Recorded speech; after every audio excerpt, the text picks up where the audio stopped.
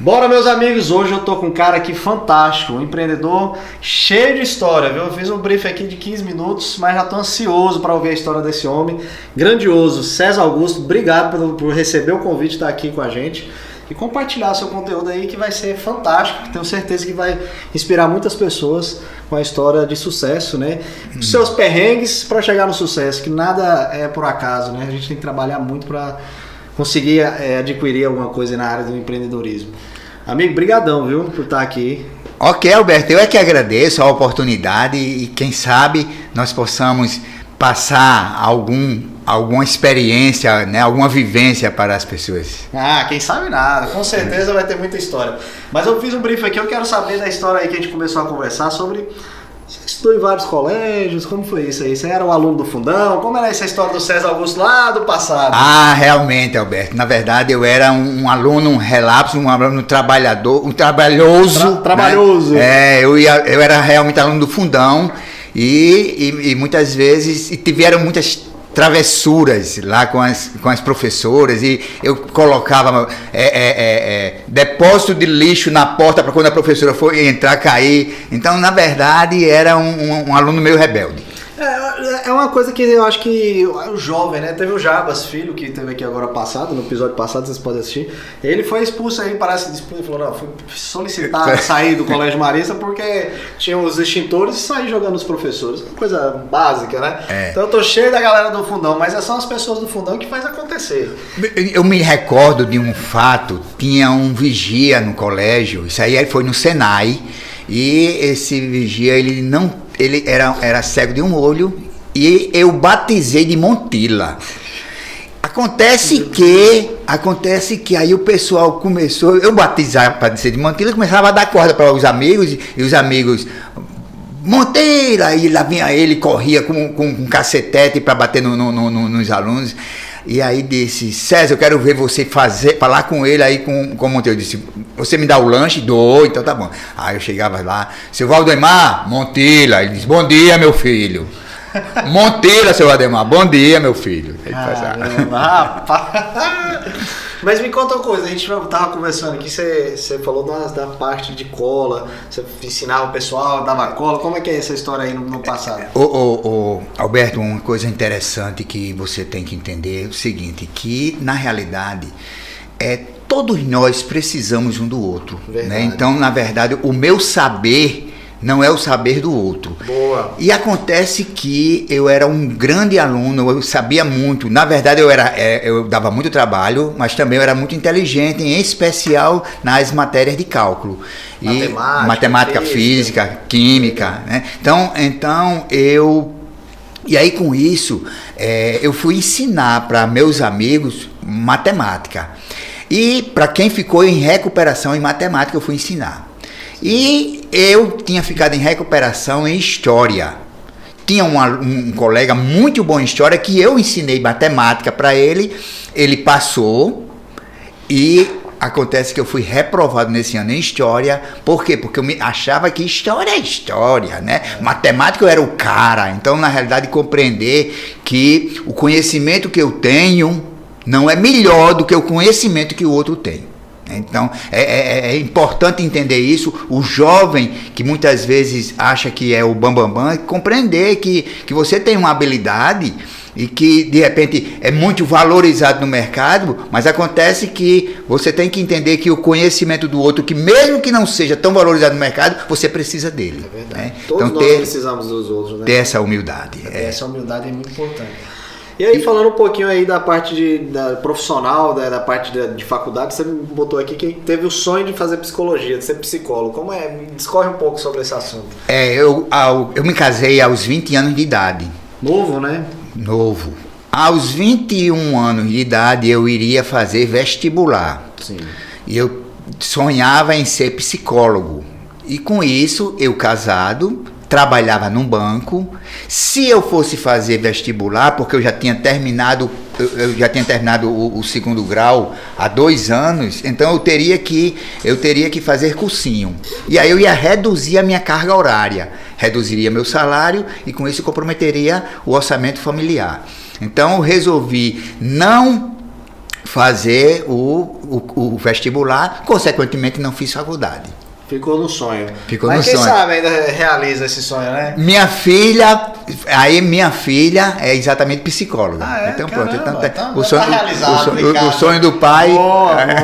Você inspirou ela? Você teve alguma influência? Ou não? Tive bastante. Ela chegou em casa e disse: Painho, eu estou em dúvida se eu faço psicologia, administração ou física. Se eu fosse você, se você fosse eu escolheria minha filha. Tomava uma decisão. A ajuda que eu dei para ela foi essa. Boa, é cheio de insight aí, viu, César?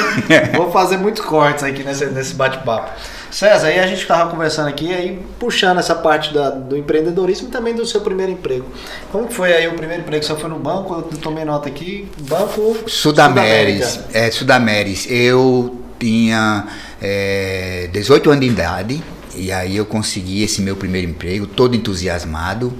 E então eu resolvi noivar com a minha namorada, que hoje é minha esposa. Sim. Eu noivei. Quando eu noivei, no dia seguinte, aí o banco me deu um presente. Me demitiu. Que bom, que humor bom, viu? Essa aí que tá. O Brasil precisa de pessoas leves, assim, viu? Quer dizer que o banco te deu de presente uma grande demissão. Uhum. E ainda acabando ali de noivar, precisando pois, não é? do emprego e tudo. Ia pagar a aliança, né? Ia pagar a aliança. Sei bem, me identifico, viu? Com essa história da aliança. É um negócio caro, né? Você começa arrastando ali no começo do casamento.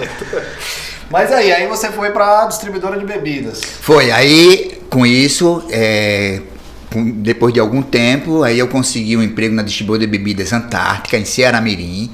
Passei mais ou menos 1 ano e 2 meses nessa distribuidora de bebidas, porque eu dizia, eu quero colocar um negócio, vou colocar um negócio, ter o meu próprio negócio. E aí eu coloquei uma galeteria, onde aqui vendia, Natal? aqui em Natal, em Candelária, sim, onde vendia frango assado. Massa. E o nome da galeteria era Frango da Ladeira, e eu desci ladeira abaixo.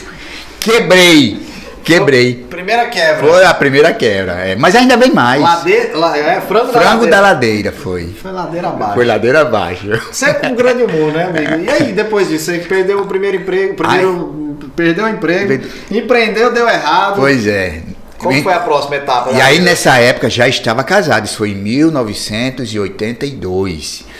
E aí com isso, eu, desempregado, passei a fazer pagamentos, trabalho de office boy para a família. Sim. Então, fazia pagamentos para meus cunhados, meus irmãos, ajudando meus pais. Eu ia para o banco, sempre naquele banco de Mossoró, ia para a fila, fazia o pagamento, e hoje ninguém vai mais para banco, né?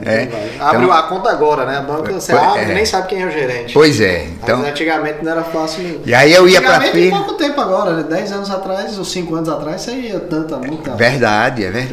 Então eu ia para o banco e sempre, quando eu ia, eu falava com o gerente. Seu Carlos, o nome do gerente, seu Carlos, me arranja um emprego aqui nesse banco. Não, César, não tem vaga não. Então, eu comecei a fazer amizade com todo mundo. Um dia o vigilante me viu na fila e disse, César, sabe quem está ali com o seu Carlos? É o diretor do banco, vai lá e conversa com ele. Estrategicamente, sim, eu cheguei e disse, seu Carlos, novamente falando com o gerente e o diretor próximo a ele, me arranje um emprego. Olha, eu vou trabalhar, você vai mostrar, vai ver o meu talento, o senhor vai passar 90 dias sem me pagar nada, eu quero mostrar o talento. E isso, o diretor riu, quando sorriu eu disse, fisguei. É tetra! Fiz o gol. Fui para casa e aí com isso... Você ofereceu para trabalhar 90 dias? 90 dias sem... Custo zero. Boa, E aí com isso fui para casa e recebo a ligação o telefone da vizinha toca, eu vou lá atender e a secretária do gerente me chamando. E aí me contrataram. Mas também não passaram 90 dias sem me pagar, não. Me pagaram. Ah, com certeza. Mas foi uma forma de você mostrar que estava ali para dar resultado, dependendo do salário. É isso mesmo. Lógico que o salário era importante, né? É verdade. E aí eu cheguei no Banco do Mossoró. Cheguei no Banco do Mossoró. E com uns 6 meses que eu estava no banco, fui transferido, eu trabalhava no setor de contas correntes, fui transferido para a direção geral em Mossoró, E chegando em Mossoró, aí foi essa história do vestibular, que aí era para fazer o vestibular, para fazer a faculdade. Eu disse, não vou mudar de sonho, agora não quero ser mais psicólogo não, eu quero ser o profissional mais qualificado do Banco de Mossoró. Massa. E aí eu disse, você inspetor do banco. E quando você diz um negócio desse para os amigos, show, você vai conseguir, não é assim que diz? Nada. Jamais. Você é louco, César. Homem, sai daí. Os inspetores daqui são tudo de fora. De onde é fulano de tal? De Fortaleza, Ciclano de São Paulo, Beltrano do Rio de Janeiro. Não tem problema não, eu vou ser o primeiro daqui do Rio Grande do Norte. Né? E aí com isso, eu fazia o seguinte, Alberto. Meu expediente era até às 18 horas. Eu saía do banco às 18 horas, batia o ponto, porque a diretoria exigia que eu fizesse isso. Batia o banco, o ponto, e eu ia para o departamento de inspetoria, para aprender com os inspetores. Ficava até 11 horas da noite. Eu saía de casa de 6h30 e ficava até às 11 horas da noite. Né? O banco me pagava das 8 às 18. Né? E aí eu ficava. E aí com isso... o tempo foi passando e eu já ganhando experiência, as pessoas faziam, César, vamos bater uma bolinha? Não, rapaz, não tenho tempo não, tenho trabalho. César, vamos tomar uma geladinha? Não, rapaz, não tenho tempo não. E aí um colega fez, César, rapaz, você morre e o banco fica. Eu até brinco que dizer que o banco já até morreu. Né? E eu ainda estou aqui vivo contando a história, né? Então assim, e aí para as pessoas que estão escutando, que se você quer mesmo realizar ali, você dedica e consegue chegar. Não tenha dúvida, você tem que se visualizar. Eu costumo dizer o seguinte, olha, você tem que viver o presente, mas não deixar de pensar o tempo inteiro no futuro. E se projetar, né? Não tenha dúvida. Você se projetou como inspetor. Me projetei. Aí, de repente, surgiu uma vaga de inspetor. E olha que sorte! Que sorte tremenda, né? Aí me contrataram como inspetor. Né, já. Pois é. Você já estava pronto. Aí, voltou para mim aquela vontade de... Eu ganhava, na época, aproximadamente 16 salários mínimos. Caramba! Então... Quer dizer, mais de 16 mil reais, né? Mais de 16 mil reais. E aí, engraçado quando você faz esse comparativo. Você passa lá em cruzada, a pessoa tá já ali no salário mínimo, reajustado dá exatamente aí 16 mil. Um bom salário, né? É verdade. E aí eu disse, vou deixar esse emprego para botar no negócio. Você deixou os 16 salários? Deixei os 16 salários, depois outros bancos me chamaram, eu disse, não, eu saí. E aí, o que foi que eu fiz? Coloquei uma empresa de pré-moldado. Adivinha o que aconteceu? Sucesso total. De novo quebrei. Madeira junto com o frango. Junto com o frango. Meu Deus do céu. Mas agora, Alberto, aí a quebradeira agora foi grande. O investimento era alto e tudo, né? Olha, o negócio é o seguinte. Eu quebrei, fiquei endividado, muito endividado, a ponto de entrar um oficial de justiça na minha casa e levar todos os meus móveis. Nossa, então não é brincadeira, né? Deixou só minha esposa, 2 filhas, quer dizer, uma filha, né? Só tinha uma filha na época. Não, 2. A esposa, 2 filhas e um tamborete, talvez para que a mulher fizesse alguma arte comigo com aquele tamborete. Ainda bem que ela não pensou nisso. Mas um oficial podia fazer isso, hein? Tem até um advogado aqui. Mas foi, podia fazer isso? Veja, se fossem bens excedentes à convivência familiar, né? Se fosse 2 TVs, aí ele pegar uma TV, mas levar tudo e deixar nada para a família é complicado. Né? Pronto, veja bem. Aí com isso, e eu me recordo, e agora eu vou fazer uma propaganda gratuita, posso fazer? Aqui Escritório de doutor Eduardo... como é o pai de Eduardo Rocha? José Rocha. Então, foi que te ajudou. Aí, sim, aí recuperou os móveis, porque foi exatamente... Não foi coisa errada. Foi coisa errada, Mas e que aí, baque para você, naquele momento, ter isso, o seu bem material, sair da sua casa, é terrível. Qualquer um acho que tinha desistido da vida naquele momento. É verdade. Você teve força para continuar, né? Pra gente chegar na história bonita aí. Toda a história é linda, mas a história do emplacar, né? E aí, veja bem, na época, eu estava fazendo trabalho de sinalizações de rua nos interiores. Sim. Nos interiores do Rio Grande do Norte, Paraíba, Ceará.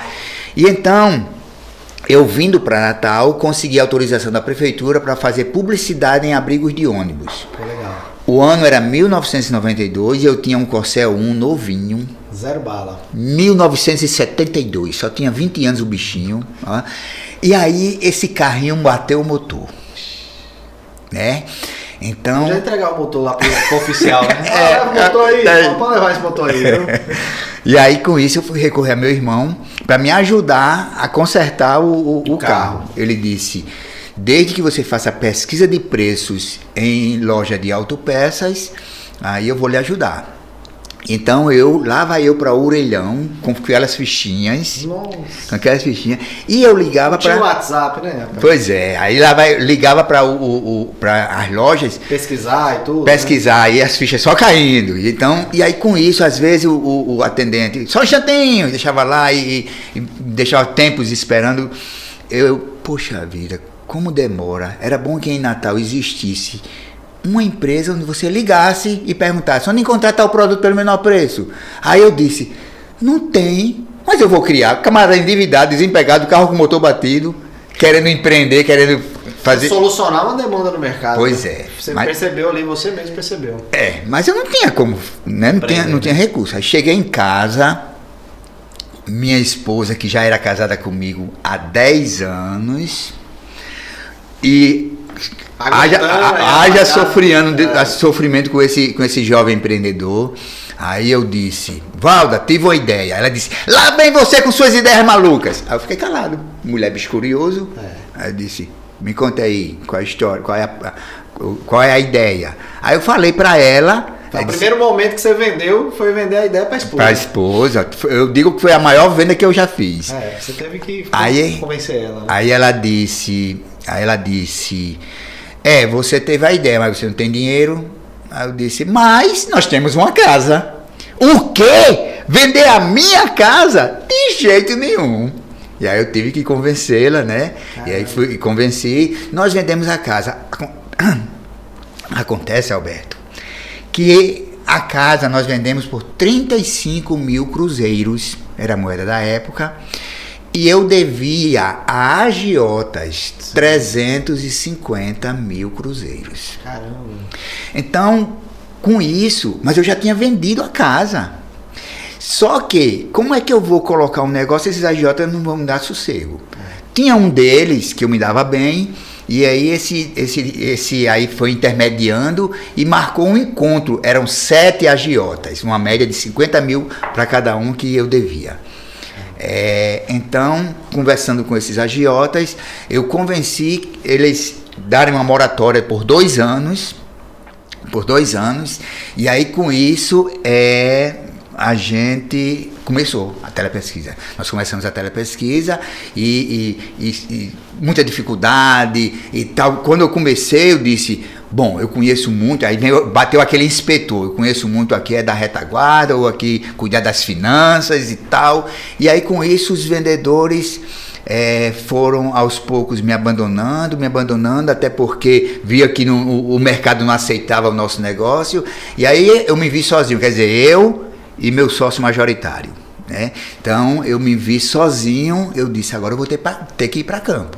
E eu comecei a vender.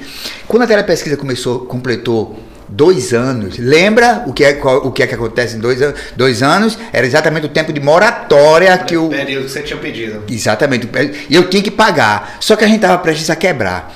Me reuni com a equipe e disse: vamos colocar a telepesquisa na televisão. César, mas nós não temos dinheiro, mas nós temos que encontrar alguma maneira. E eu fui visitar as agências, né, para que a gente colocasse. E as agências perguntavam: César, qual é a verba? Que verba? Tem verba? Mas César, como é que você vai para a televisão sem verba? Homem, nós temos clientes, vamos inventar alguma coisa.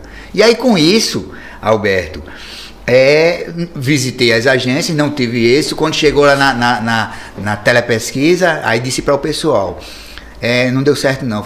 Não disse, César, eu disse que não ia dar certo, a gente não vai para televisão. Não, quem foi que disse que a gente não vai para televisão? Nós vamos para televisão.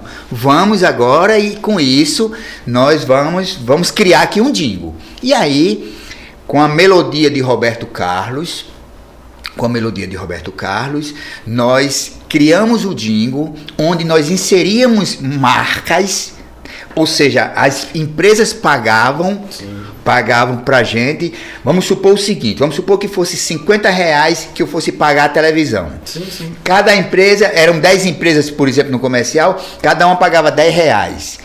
Então, nós arrecadávamos R$100, pagávamos 50 para a empresa e 50 ficava conosco. Resultado, esse jingle da telepesquisa, que foi um comercial, que a gente teria que ter feito um investimento, teve um resultado financeiro maior do que a própria telepesquisa. Os nossos jingle, a gente arrecadava mais do que os clientes que nós tínhamos na própria telepesquisa. E com isso, nós pagamos os agiotas. Então, ele falou assim, em 1 minuto, a estratégia, como se fosse uma coisa boba, mas que fantástico, César, muito massa, pô, você conseguiu ali, no meio do furacão, no momento mais tenso, com a dívida já batendo, a empresa quase para fechar, você conseguiu... Pois é, Alberto, veja só. O empreender é isso, né? Você porque assim, tem que acreditar, tem que correr atrás. E aí vem uma ideia... É porque assim, eu estava conversando com um colega, estava conversando com o Moadenildo, né? E aí, tá aqui atrás das câmeras. Com o Moadenildo e Cíntia, e a gente, e aí com isso, às vezes você fica muito preso ao problema. Enquanto estiver preso com o problema, não chega a solução, não vem inspiração. Então você tem que por algum tempo esquecer um pouco o problema para você se focar numa solução. Então, na realidade, tinha que... Imagine eu ficar pensando naquele momento nos agiotas, na dívida, naquilo tudo. Eu não iria ter inspiração para encontrar a solução. Então é isso. Então você procure se focar na solução. Bacana. Poxa, muito bom, viu? Você vê que a gente achou que ia passar 1 hora aqui, mas a história dele foi bem rápida, mas com muitos insights, vários cortes que eu vou fazer. Você tomou nota de alguns pontos. Na verdade, assim, a telepesquisa, né, ela teve que ir se reinventando. Você ainda existe, tem a telepesquisa. A telepesquisa existe. Teve uma força maior quando era mais a questão da pessoa... Do telefone, a pessoa ligar. Porque eu lembro, eu sou bem novo ali. Eu lembro que tinha que ligar para 102, eu acho. Isso, e você pagava por aquela informação. Na telepesquisa você não pagava, né? Não pagava. O usuário não pagava, quem pagava eram as empresas, né? É isso mesmo. Então assim, aí com isso, chegou a internet, né? Chegou essa evolução toda e nós tivemos que nos reinventar. Mudando o comportamento do usuário, né? Foi mudando e vocês foram mudando junto. Isso. Então nós tivemos que ir nos reinventando. Chegou um determinado momento, em 2019... Chegou um determinado momento em 2019. Tá tudo certo. Em 2019, que nós percebemos que boa parte dos clientes que cancelavam o contrato com a telepesquisa é porque estavam fechando suas portas. Eu disse, nossos clientes não estão se reinventando. Se nós fizermos isso conosco, vamos ajudá-los a fazer com eles mesmos. Vamos criar um clube de empresas onde a gente faz uma administração, uma gerência compartilhada, uma gestão compartilhada. Certo. Vamos fazer exatamente isso. Legal. Ok. E aí nós iniciamos o Melhor Compra Clube. O Melhor Compra Clube, pensando exatamente em fazer essa gestão compartilhada com os nossos clientes empresários. Nossa. Ocorre que quando chegou em março de 2020, chegou a pandemia. E aí... Você já estava com esse negócio rolando. Já estávamos com esse negócio. Quando chegou a pandemia, nós vimos que as empresas, as micro, pequenas empresas, que é exatamente a maior parte dos nossos clientes, sim, estavam fechando suas portas. E as pessoas perdendo seus empregos. E aí pensamos, então vamos fazer um trabalho local, vamos fazer um trabalho nos bairros. E aí, Alberto, hoje o Melhor Compra Clube, o que é? É um clube de consumidores. Na verdade, o Melhor Compra Clube chegou e o nosso propósito é contribuir significativamente para a economia do Brasil, contribuir significativamente para uma maior distribuição de renda, para diminuir a concentração de renda. Alberto, nós temos o equivalente à população do Canadá, está lá no Google, pesquisa do IBGE, o equivalente à população do Canadá que vive na extrema pobreza, ou seja, uma renda de R$246 por dia ou por mês. Nós temos mais de 14 milhões de desempregados e boa parte desses desempregados não tem a qualificação para ser reinserido no mercado de trabalho. Nós temos 6 bilionários brasileiros que concentram a fortuna de 100 milhões de outras pessoas. Tudo isso são dados estatísticos que está Tá aberto aí na internet. Tá na internet. Aí você veja bem, e eu com isso? Veja bem, a minha fé me faz acreditar que todos nós seres humanos somos uma grande família. É assim que eu entendo. Eu entendo que existe três tipos de pessoa, Alberto.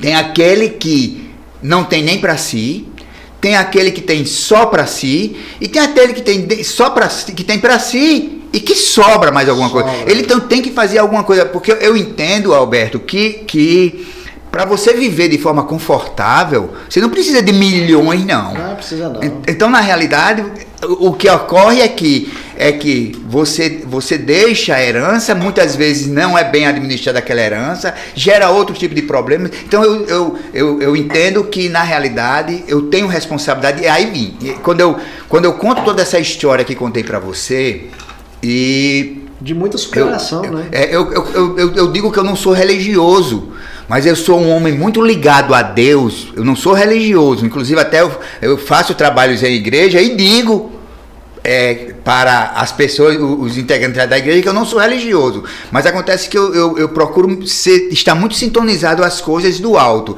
Então, na realidade, eu tenho esse compromisso. Então, a gente fazer esse trabalho. E o que é que nós estamos fazendo nas comunidades? Porque não é um trabalho de assistencialismo, porque aí é paliativo. Eu dar um feijão, o arroz, a farinha, então isso é paliativo. Nós estamos criando eu até brinquei com o meu nome, que nós somos uma comunidade empreendedora suprindo a autossustentabilidade e renda de outras comunidades. Então, o que a gente faz é o seguinte: nós pegamos a empresa se prontifica a dar um percentual de cashback, as pessoas passam a comprar naquela empresa, recebem um cashback, indica seus amigos, ganham sobre as compras dos seus amigos e assim sucessivamente. Ou faz uma cadeia, faz uma rede onde de repente todos ganham. E aí com isso a comunidade se torna autossustentável. Então nós fizemos isso, estamos fazendo isso, né? Então é isso. Começamos a telepesquisa e agora o Melhor Compra Clube na realidade a gente diz que é uma empresa com fim lucrativo, mas com um cunho social muito forte. Sim, com inclusão digital e inclusão social. Muito bacana. E aí agora com a pandemia já da forma que está começando, vamos dizer, deixando de existir, já a gente está sem máscara e tudo, como que está essa perspectiva do projeto? Muito bem. Eu entendo que a pandemia vai deixar um legado e essa sequela da pandemia vai durar anos. A sequela vai durar anos. Então, na realidade, se antes da pandemia nós já estávamos numa situação muito complicada no Brasil, vamos continuar. Eu vi de uma pessoa que veio no podcast que ele falou, cara, o empreendedor, o empresário, ele estava na UTI. Quando veio a pandemia, desligaram as máquinas. Foi essa analogia. Isso realmente mesmo. ele já estava na UTI isso. E vê uma porrada dessa, tem muita gente que não consegue ter um negócio mais, né? Não consegue, não tem como faturar. É verdade. Graças a Deus, nosso negócio é um negócio hoje digital, né? Então, você tem uma ideia, nosso pessoal trabalha home office, ainda está trabalhando home office, um ou outro vai no escritório. Está funcionando bem, né? Não precisa. Muito bem. Ou seja, nós avançamos, sei lá, 10, 15 anos com a pandemia. Com certeza. Muito comportamento aí sendo mudado, né? É verdade. Tem mais alguma coisinha que a gente já está quase no finalzinho aí, já tem 30 minutos, você vê que passa rápido, viu? Algum insight, na verdade isso aqui, essa entrevista, esse bate-papo, só tem uns 30 insights aí, viu? Estou muito feliz da presença e a história sua muito legal, de muita persistência, perseverança, e para empreender tem que ter isso. Esse humor, né? Falar, o frango foi a ladeira baixa, com maior tranquilidade, né? O negócio aconteceu e você continuou. Alberto, agora tem algo que isso me incomoda muito, é porque, por exemplo, nesse momento que nós estamos vivendo, é um momento que exige até altruísmo. Sim. E aí, porém, tá precisando tanto altruísmo e muitas vezes nós somos egoístas. Por quê? Tudo começa com a desconfiança. Né? O nível de desconfiança uns com os outros é muito grande. Muito. Né? Então começa com a desconfiança. Aí vem uma insegurança por causa dessa desconfiança. Gera um medo e aí vem o egoísmo. Ou seja, eu agora penso só em mim, só quero para mim. Então na verdade, eu fico com receio de começar a distribuir. Né? E aí, por causa desse egoísmo, aí vamos agora para o poder público. Aí vem a corrupção. Porque não existe egoísmo maior do que você tirar dinheiro das escolas públicas, né? Enfim, da saúde. Então, na realidade, é esse desencadeamento. Precisa transformar muita coisa aí, né? Esses valores que até nossos representantes, né, deixam a desejar nesse ponto e a gente fica desacreditado na hora de ir lá naquela maquininha lá do voto e falar quem que eu vou votar aqui mesmo, hein? Vou pra cá, fico no meio, clico no branco. Pois é, porque assim, então, é muito difícil, na realidade, assim, eu costumo falar isso para as pessoas, para o nosso pessoal. Não adianta você ficar procurando culpado. Você tem que se autorresponsabilizar também. Então, ou seja, o que é que nós estamos fazendo? Estamos dando a nossa parcela de contribuição. Verdade. Se de repente não dá para corrigir, para contribuir com o Brasil de um modo geral, então que seja uma cidade. Se não for uma cidade, que seja um bairro. Se não for um bairro, uma casa. Então, mas que na realidade você faça algo mais a favor do outro, para mudar. Transformar. Legal esse pensamento. Às vezes a pessoa quer que mude o país todo, não muda, como o senhor disse, o bairro, com aquela quadra, né? Aquele lote, aquele pessoal ali. Mas me dizem isso. Começa por aí, né? Pois a é, semente está ali, né? Não é de uma vez o país vai se transformar. Precisa de mais César Augusto nessa guerra assumindo. Alberto. Eu quero entender mais, que até talvez possa contribuir com esses projetos. Opa, precisamos de ajuda sim. E muitas vezes as pessoas dizem: César, rapaz, você não vai mudar o mundo. Eu disse: eu sei. Se a gente conseguir mudar o mundo, ótimo. Mas na verdade, você pode ajudar de pouco em pouco, até chegar lá e deixar um legado aí para os nossos filhos, os netos. Isso, né? Exatamente. Muito obrigado, foi muito bacana estar aqui com o senhor. Você falou com você várias vezes. Muito obrigado, achei linda a história sua e eu quero fazer algum tipo de parceria nesse negócio, principalmente social, que eu acredito muito. Já tive alguns projetos que eu liderei. Estou um pouco afastado agora, acho legal esse. Olha aí, Cíntia, viu? Ao vivo, não é ao vivo não, né? Tá gravado. Então, tá gravado, olha aí, viu? Pode anotar. Muito obrigado pelo carinho e pelo esse momento aqui, que é um momento ímpar de estar aqui registrando isso. Muito bem. Você é um cara, viu? Você é top, é guerreiro. Obrigado. É isso aí, pessoal. Ó, pode curtir, comentar que, poxa, depois de 30 minutos conversando com esse cara aqui, você não vai dar um dislike. Não é possível que tem hater nessa rede social que fica 30 minutos para dar um dislike. E uma coisa que a gente pede muito para os amigos aí que assistem, joga nos grupos da galera, porque é onde que realmente a gente vê que vem a audiência, é no grupo do WhatsApp. Então, só começa a brigar lá da família, você joga lá e fala: olha só, vamos ver essa história linda aqui do fundador da Telepesquisa com esse projeto social. Conto com a ajuda de vocês que eu faço esse projeto aqui de coração para trazer histórias como a de hoje e outras que passaram, que vão vir aqui no videocast. Obrigadão, tamo junto, pessoal, um abração, valeu!